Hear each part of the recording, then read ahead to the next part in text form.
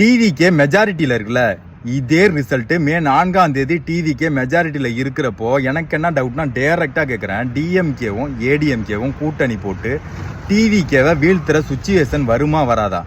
இந்த டவுட் ஏன் வந்ததுன்னா, ஏடிஎம்கேல ஓ பன்னீர்செல்வம் அவர்கள் இருந்தார்களா, இப்போ எங்கே இருக்காப்புல, டிஎம்கேல போயிட்டு ஜாயின் பண்ணிட்டாப்புல. அதனால தான் கேட்குறேன். அதே மாதிரி டிவிக்கே இப்போ வந்த கட்சி, இந்த கட்சியை நம்ம உட்கார விடக்கூடாது. முதல்ல ஆரம்பித்த கட்சி உடனே எப்படி சிஎம் சீட்டில் உட்கார முடியும், விட்டுருவோமா அப்படிங்கிறதுக்காக சதி எப்படி வேணாலும் நடக்கலாம்.